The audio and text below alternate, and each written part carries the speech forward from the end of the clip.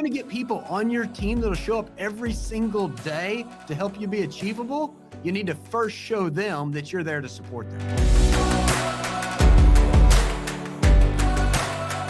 Hey, welcome everybody to Keep the Change. We're so glad you're hanging out with us today. I'm having a cup of coffee, literally, and we're recording this in the afternoon. And my friend Matt said, well, hey, you said we're going to hang out for a cup of coffee. Here's my coffee. And I said, well, mine's been here since 8 o'clock this morning. I might not be sipping on it. But the point was, Matt was asking, what direction are we going to take?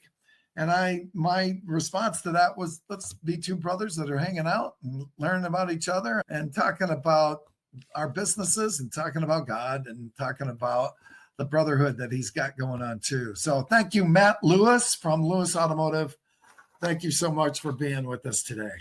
You bet. I appreciate you having me on. We've been talking about this for a while, ever since we met back in 2023 at Car Church Conference? Yeah, sure. It was 2023 at Car Church Conference. And I remember I was sitting next to you as the speakers were going up there, and had to introduce myself, just normal networking, like we all do at those events. And I'm sitting next to you and I start learning about your story and about all your leadership with Maxwell. And you looked over to me and, after a while, we were talking about the speakers, and then you asked me if I was going to speak, and I said yes. And he said, oh, you are? And I'll remember this. And you said, are you nervous? And I said, well, I'm not nervous about speaking. I said, because I've got the opportunity to speak in front of a lot of people a lot of times. But what I'm nervous is my story relevant enough for everybody else out there about my journey in faith and with God? So then I got up there and spoke, and you had encouraged me to do that. And I appreciate that, because I had multiple people, afterward, come up to me that could resonate with my same story. And I think I was reminded then is there's all different ways that God uses you and speaks through you in all different circumstances. Yeah, that's obviously your faith has been a big part of who you are. And again, I love sharing that story. I've got to read this, though. I'm from Toledo, so I might stumble. Okay. Folks, you got to hear this story, man. This is unbelievable. In 1946, Herb Buck Lewis, a banker at First National Bank in Fayetteville, Arkansas, decided to make an investment. And he purchased a Ford store off of Mountain Street near Fayetteville Square. It held only 6 vehicles. Get this, folks, four generations later, the Lewis family is still doing business with the same values and principles that they were founded upon. In 1969, the Lewises skeptically decided to move to North College Avenue. At the time, it was considered to be in the country, so it was a bit unnerving. The following year, the Northwest Arkansas Mall was built, thank you, Jesus, bringing traffic and excitement to the same part of town as the Lewis Ford store. Today, I want to talk about your uncle and dad too, but today, you and your brothers are running this empire that you've got going on. And I'm so excited to hear how you've done it, why you've done it, which is pretty obvious. But share the story. Just tell us a little bit in your words now, Matt, who you are, where you've been, and the story of the Lewis legacy in Arkansas, please. You bet. We'll start off with me, and then we'll dive into the family. So as you said, I'm Matt Lewis with Lewis Automotive. I'm a follower of Jesus. I'm a father. I'm a husband. I'm a business leader, and I'm a crazy endurance athlete. So I've been happily married for 16 years now. I've got 3 boys, 8, 10, and 12. So that's really exciting. I've been back in the automotive in our family dealership for about 22 years now, just over 20 years. Before that, I own my own satellite company with Dish Network, selling and installing satellites. I got to work with Mannheim down in Dallas. So a really cool career down there with them. And then you and I had talked about this previously, but then I did an internship with Paul Cummings, over in Wildwood, Georgia. Wildwood, Georgia.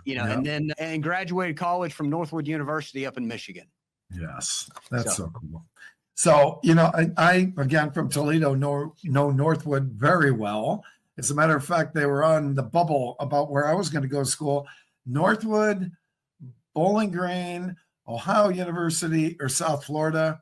And I'm not going to say only one approved me, but I ended up going to Ohio University. and so, yeah, but I have a lot of respect for the Northwood curriculum and the path they take. Cummings, it's funny because I went to Wildwood. As a matter of fact, I went there to interview, and he was such a talented guy. And he played guitar. He was a rock and roller. He played guitar during his training sessions. He took us to Eminem's first movie, and we all went to the theater together as part of his training program. Remember that? And then also he took us to a craft shop, Matt, and we made crafts, all these car people, and we're making crafts. And then they judge whose was the best. Mine was last. My career was calling. No, my career was not in crafts. And we played football in his stable. And I'll never forget catching a pass and sliding through the mud and then getting up and looking. I don't think that was mud. He had never had anybody as an intern before. And I grew up listening to his cassettes and CDs with my dad in the car. And I'd met him multiple times at NADA and the different conferences. And I pitched that idea to him when I was in college. And, he said, yeah, contact me. And, he had a bunch going on with people in his booth. So I called him and I didn't get him. And I called him again and I didn't get him. But every time I left a message and I wrote an email and I sent a handwritten thank you letter and I called again and I called again. 40 messages I left. 40.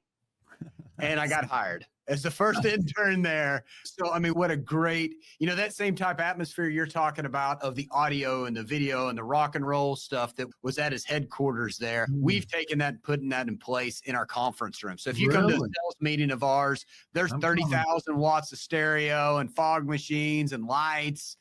Full presentation. So we say, if you come to one of our sales meetings and you don't leave energized and ready to go and take hold of your career, you're in the wrong business. Yeah. Oh my gosh. That is so good. I love that. I love music. Tony Robbins, when I was doing stuff with Tony, music, got to have the music. Can't ever do a training without music. So I remember too, we had these brown books that Paul gave us, and he would espouse knowledge for like 3 days straight. And I have notes somewhere in my storage. My wife complains and she never complains. She's the sweetest person on earth, but and she's also my number one podcast fan. So just to point that out. But she talks about, I've got this storage down the street. Guess what's in it? All my half a car stuff, my Paul Cummings stuff. I think there's Joe Verdi stuff in there. It's just full of it. Yeah. That's good. That 3-day workshop was called Sustaining Excellence. So I was working there during that. We would put those events on, and I would just beg that I could be a part of each one of them, because each one of them I picked up a different leadership, a new word track. I got the ability, to rub elbows with everybody in the industry, no matter the position. So that was a great exposure for me. Yeah, good for you. Sure. What a cool story. I didn't know about the satellite company either. That's awesome.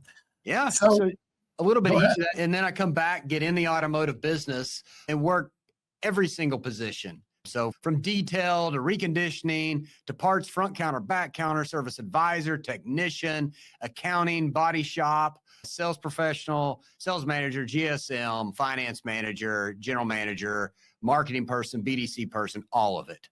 And that was a program that my grandfather had put in place with a consultant on succession planning. So we each have to go through every single department, and then we're evaluated after a 2-year program to make sure we're a good fit for the business. Bart, when you look at the stats, less than 5% of businesses make it to the 4th generation. And there's something about stats that really encourages me. I like stats. I like finding opportunities that just, if I'm persistent and consistent, that I can beat everybody else. And in business, that's one of those. It says, hey, only 5% have made it to the 4th generation. Well, if we can just do that, we've beat out 95% of everybody else. But that doesn't happen by just saying this is what we're going to do. That happened because my grandfather had the foresight of, hey, our family's getting bigger, and the more generations, the bigger it gets. How do we put a plan in place to make sure we have people that are in the business that want to be in the business, and we don't create this natural animosity among family members? Because that, as you know, is what breaks up family businesses, and then they end up selling to corporate. Yeah. Yeah. So what was your favorite position that you had when you were going through this journey? I really enjoyed finance. I really enjoyed that area. That and service advisor.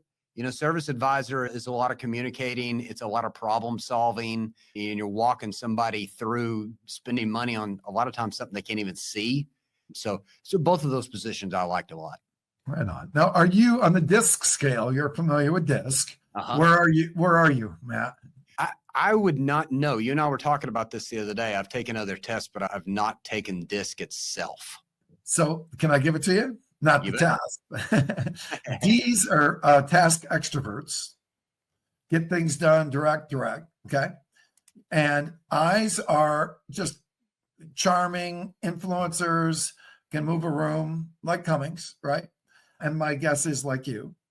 S's are probably like your pastor, love people, little more of an introvert. I find it's interesting about pastors that a lot of them, even though they're on stage every Sunday, many times are introverts. And then there's the C's, and C's details, love numbers, more of an introvert there too. So D, I are extroverts, and SC are introvert. What do you think? I'd be closer to an S. Yes. Yeah. Yes. Okay. And get this, if I was betting, I would have bet that. Why? Because 67% of the people on the planet are S's. I probably would have been close, right? Oh, that's good. Do you have any of the others? A little bit of C in there and a little bit of D. Probably not as much. I'm definitely not an extrovert, even though I have no problem getting on stage and talking and this and that. But, I don't wake up in the morning and go, hey, let me just have a room. That's right. Because I do like the stats. I like what the stats point me to, then to go adjust and win. That's what I like about the stats is we go, okay, we've identified at a 30,000 foot view where we should take a deeper dive. And then I like the ability of then being able to put an action plan with it to move the mark.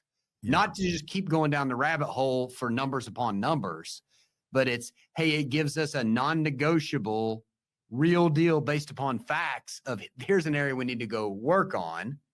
And then as over here, we're working on the game plan and we're making adjustments, it'll reflect in real numbers over here.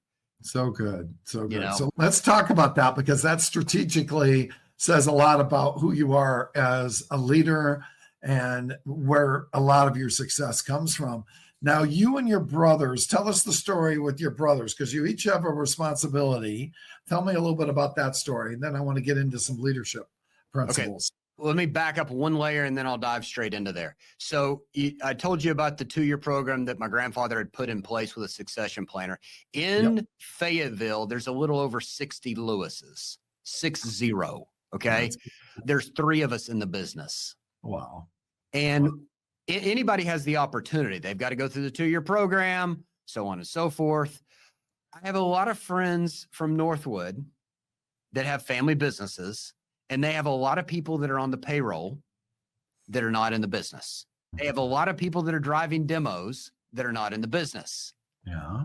And they don't get along because this animosity is built up of, hey, they're getting a paycheck, they're getting something to drive, but they're not helping us generate any of the revenue. So I truly believe there's a ton of gold in that if you want to continue on a family legacy and if you want to continue on having a great relationship with the rest of your family. Yeah. And that's why I bring that up. We're very fortunate that we don't have anybody that drives a demo that doesn't work in the dealership. We don't have anybody that gets a paycheck that is not working in the dealership every single day, which helps put at bay all that animosity. So nice. I've got 2 younger brothers that work with me. We're each 5 years apart. So Shelby's 5 years apart from me, and then Taylor's 10 years apart from me.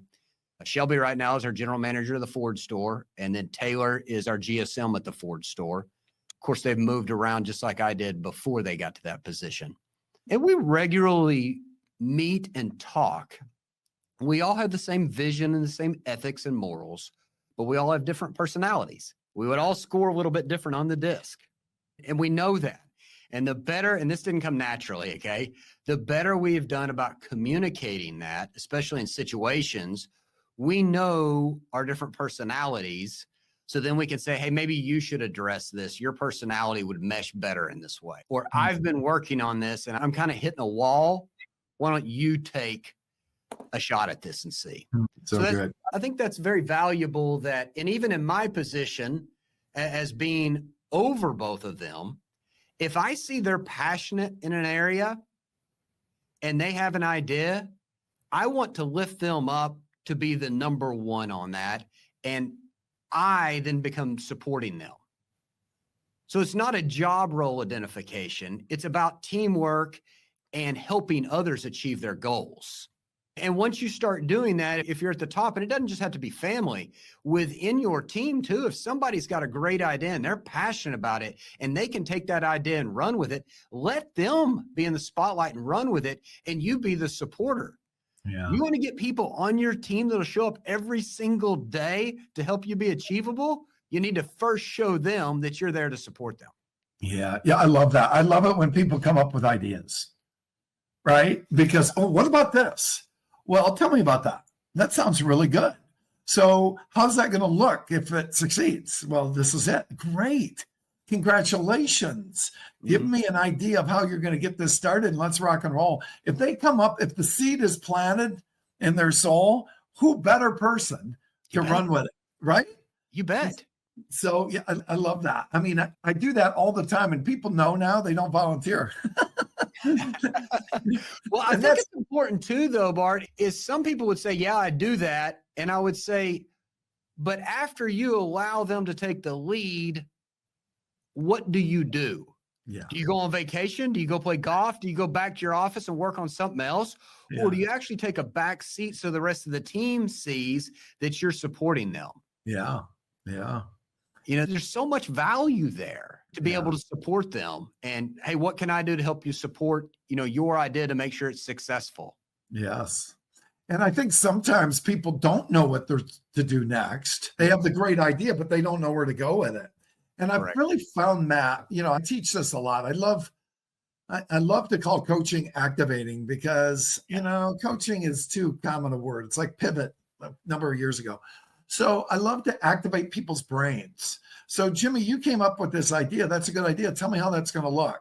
What do you think your first 3 steps should be?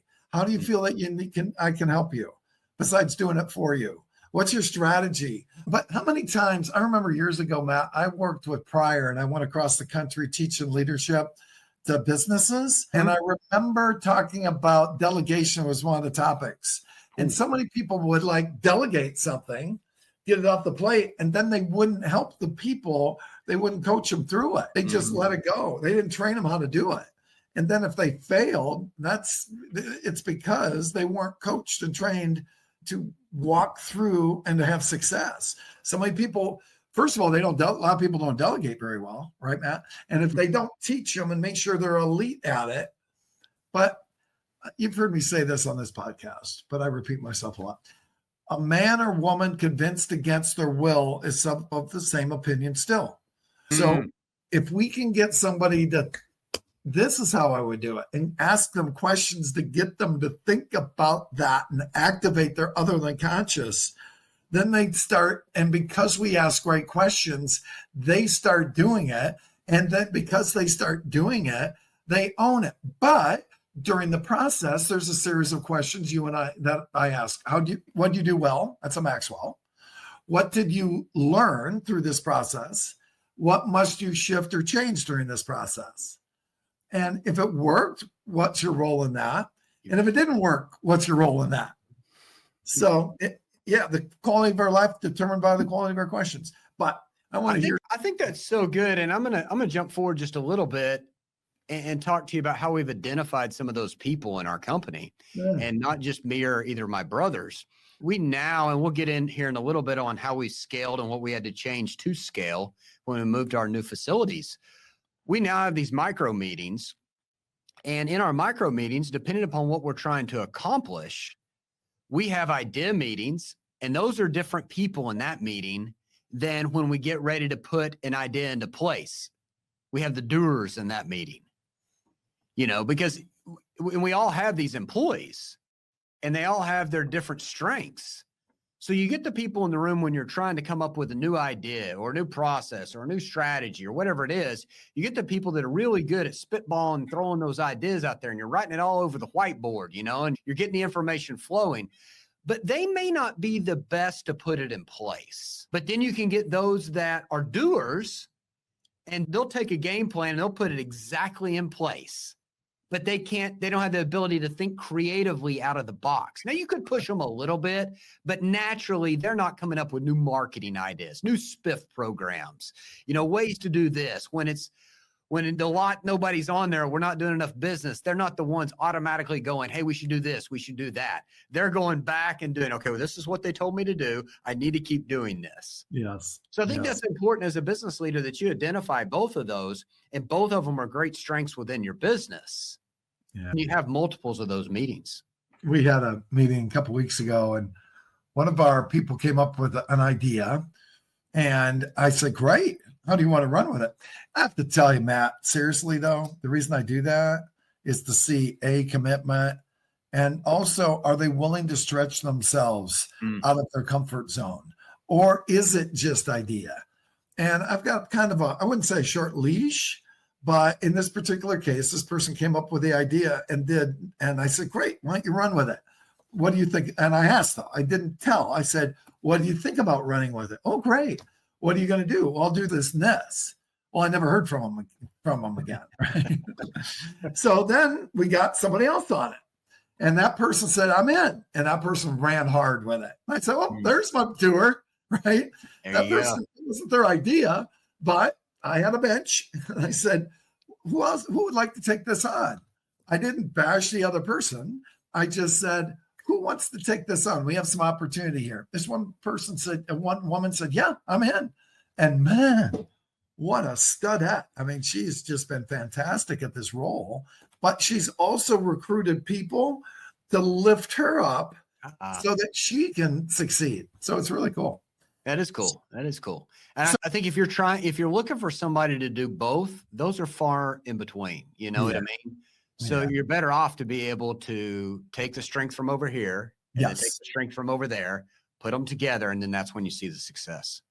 Matt, when I was with Scion, we were called Scion Champions. And our job, we were the catalyst going into stores, but we were going into stores and we'd find a Scion champion, somebody who was going to champion that particular role. And we call them champions. And I'll tell you what, I want to find out what you want to think about this, but not because they were going to do the ABCDs, but because they were going to organize and get the people to do the ABCDs. So we were saying, you're the champion. You've been an internet director. You're going to be a champion of Scion. Great. What are you going to do to build this? They didn't have to do all the work. They just were the one that we knew who to go to, and they were the champion of the cause. Does that make sense? It does. It does. Yeah. Yeah. So what's your belief system in leadership, and how do we develop leaders? I mean, it's interesting. I was at a store just today, and I had a hardcore GM who we were talking about doing some leadership training for a year. And he said, oh gosh, my guys need it. They just don't do anything I tell them. And I think we've kind of been there, but he's been there for 9 months and they still don't do what they tell him. And they've all been there for 3 other GMs. Okay. So I guess one of my questions is, Matt, how do you get that difficult team? In this case, he's got a difficult team. He doesn't know why. To buy in to you as a leader. My first question, and if I had all my leaders in the room, they would resonate with this. I would ask them, how good of a listener are they? If you're not a good listener, whether you want to be a great closing and presenting figures, or you want to be great at sales, or you want to be great leading others, if you're not a great listener, you never can identify what the root problem is. And I'll sit down with a sales manager, or GSM, just like you're talking about, and I say, I have Bob over here. He's just not getting down his word tracks or his walk around or his phone calls, whatever it may be. I said, well, walk me through what you've gone through. We've gone through this. Are you going through your daily checkups? Yes. Are you going through your daily checkouts? Yes. Is he in training? Yes. okay, at this point in time, I want you to sit down with him and I want you to get him to talk more than you. And I want you to keep peeling back the layers of the onion until we figured out the root cause of the problem. And what I mean by that is you ask them, say, hey, I see you in training. I see you role playing all the word tracks. What do you think is keeping you from being successful? What could we do better as a management team to try to help develop you better? What do you think is missing resource-wise that you don't have to be successful in your job? If you could list 3 things you want me to do different for you, what would those 3 things be? And Bart, you just keep pulling those layers back. And I tell managers when I go into these meetings, I said, I have no clue where this is going. And I don't even know exactly what I'm going to coach on until I've done enough research to be able to list out the game plan on how this coaching session is going to go. All I know is I'm going to be attentive. I'm going to ask enough questions, and they're going to talk until we figure out what the real problem is. It's no different than a customer. And you've heard this, you teach sales. If we don't ask enough questions to the customer, we have no clue how to sell them. If we go out there and we just start doing a presentation upon what we like, it has nothing to do with what the customer's looking for. I love horsepower, audio, and really good appearance. And this person wants to know how many cup holders are in there, what kind of fuel economy, and what's the safety rating. And if we don't ask the questions, we're just a noisy gong. And it's the same way coaching people. You have to be a good listener. Yeah. So funny. You know what I did? I just recently started doing some work with the guy who taught Alan Mullally. Yeah.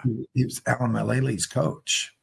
And I think this is where I'm going to take my business with. What he does is he gives employees, stakeholders, he calls them, surveys. I think you and I talked about this because Excel 1000 did this. He gives them surveys about their boss. Yeah. So the only way the coach knows anything, he doesn't even interview the coachee. He interviews the people that report to the coachee. And then from that data, then he gives it to the coachee and says, which one of these do you think you want to work on first? And then 8 months later, he goes back and re-interviews. It might be 3 months, might be 6, but he re-interviews them and have them do an assessment again. You bet. So that's where he can measure, which I find fascinating because everything's about measurement. You'll appreciate that. That way he can measure the growth. So I believe that's really powerful. That's why I like assessment so much, because they're so measurable. I think that, and I'm going to go ahead and throw in here, and I know you and I've talked about this a little bit, but you know, that we all have a handful of quotes that are just in the back of our mind that are at the forefront of driving us and just stick with us. And I grew up, like I said, listening to the cassette tapes and the CDs, riding with my father in the vehicle, you know, so whether it was Paul or it was Joe, you know, or it was Zig Ziglar, or if it was Stuker or any of those guys. Okay. So Zig Ziglar's got this quote, and you'll know the quote. And he says, if you'll help enough others get what they want, you'll get what you want in life. 1,000,000%. So, and that just sticks with me so much, especially in this business. And constantly I'm telling managers, focus on your employees' goals. Focus on your employees' goals. Because if they hit their goals, you've hit yours. Oh, so good. And in too many industries, we get complacent and we get all wrapped up, our egos do, in job titles. Yeah. But when you really peel back the layers in the automotive business, there's only so many actually revenue generating positions. So think about that, for example. You know, if we take our 270 employees, how many of those actually generate revenue? Don't assist, don't help, but actually generate revenue. Salesperson does. Okay. A technician does. Now the work's got to be sold and this and that, but they're actually the one turning the hours, or a parts person. So like when you peel back those layers, those are really your income producing employees. So what's everybody else do? Well, they ought to be there to support those generating revenue to be more efficient, more productive, developing their skill sets, helping them to drive up that number of revenue produced by that employee. I don't care what your job title is. So when you look at it from that scope, it goes straight back to Zig's quote there is managers, if we will work on helping others achieve their goals, you'll get everything you want. Yeah, we got to tie this in again. It's so good. I believe there's so interesting how God works. You hear a lot of the same things over and over again. I mean, and I don't mean the same thing, but I mean the same theory of things. So you can get anything you want if you help enough people get what they want. One of my favorite quotes as well. You know what Gallup says about coaching, about activating is, and you said this so well. Gallup says, number one, you have to establish what? What do you think? I'm testing you there, my friend. I didn't tell you I was going to give you this question. You didn't tell me, did you? No, I threw a curveball. What is it? Establish expectations. Expectations. Okay. But Matt, that's what the guy I just told you about that can't get his people to do what he wants them to do. He's establishing expectations, but whose is he not establishing? That's right. His people. Right. Why? Because he's directing the conversation, but he's not asking and listening and building trust, man. And the other thing, and I haven't coached and sat down with this individual you're talking about, but then I would also peel back the layers and say, how many times has he gone in the call room and answered the phone call? How many times has he done outbound? How many times has he gone out and done a presentation? Because it's one thing, and you and I have talked about our sales training. Every manager's in there, we're teaching. And if they don't know it, if the employees don't see you using that word track to handle objections, if they don't see you making those calls, then they're like, well, if it was important, they would do it. Yes. There's so much proof there. And I love the episode you had a couple weeks ago, where the guy that was high up was at, I don't know if it's in Lithia or Asbury or AutoNation, goes into the call room and is hammering out the calls, word track, word for word. Mike Maroney. Such an example. Yeah. Speed of the leader, speed of the pack. That's right. But they don't want to know how much you know until they know how much you care. That's how you operate your business. Okay, everybody, this is when we're going to pause now. There's so much gold that you heard today, but man, there's nuggets next week on leadership, and we look forward to sharing those with you with this incredible dude, Matt Lewis. So, hey, we'll see you next time. Thanks for joining us on Keep the Change and share it, would you?